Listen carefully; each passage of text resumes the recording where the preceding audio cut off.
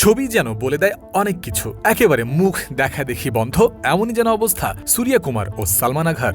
শক্ত চোয়াল, কঠোর চোখ, কেউ কারো দিকে তাকাচ্ছেন না, ঠিক যেন no look toss.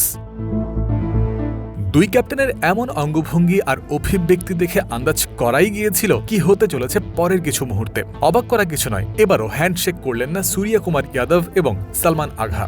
No handshake কাণ্ডের যে জল ঘোলা হওয়ার শুরু হয়েছিল সবশেষ এশিয়া কাপ থেকে, সেই ঘোলা জলের তীব্রতা আরও বাড়ল যেন। সামনে এলো বিতর্ক উস্কে দেওয়ার আরও বেশি উপলক্ষ।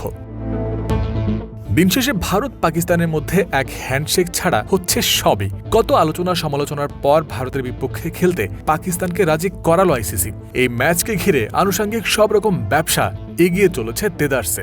ভারত পাকিস্তানের দুই কিংবদন্তি রোহিত শর্মা এবং ওয়াসিম আকরাম ম্যাচের আগে একসাথে দাঁড়িয়ে ডিসকাস করছেন ম্যাচ নিয়ে। শুধু হচ্ছে না হ্যান্ডশেক, অনেকের কাছেই এটা যেন হিপোক্রেসি বা ভণ্ডামির মতো।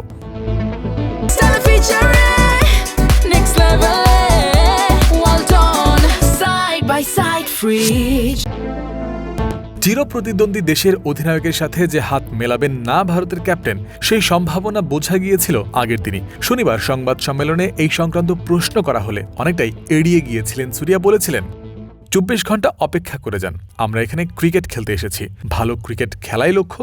আমরা ভালো খাওয়া দাওয়া করেছি, ঘুমিয়েছি, এটা নিয়ে কাল সিদ্ধান্ত নেব।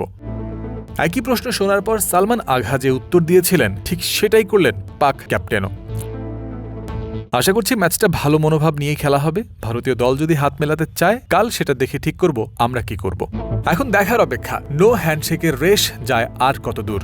সম্পূরক তথ্য হিসেবে জানিয়ে রাখা, হ্যান্ডশেক না করার সিদ্ধান্ত আর নীতি এসেছিল ভারতের দিক থেকেই। গত এশিয়া কাপে ম্যাচ রেফারি অ্যান্ড্রু পাইক্রফটকে আগে থেকেই জানানো হয়েছিল ভারত এড়িয়ে যেতে চায় এই পর্ব। এমনকি ম্যাচ শেষে হ্যান্ডশেক করার জন্য পাকিস্তানের ক্রিকেটাররা ভারতের ডাগ আউট পর্যন্ত গেলেও দুবাইয়ের ড্রেসিং রুমে ঢুকে দরজা বন্ধ করে দিয়েছিলেন ইন্ডিয়ান ক্রিকেটাররা। জয়ন্ত বিন্দু, ক্রিক ফ্রেন্সি।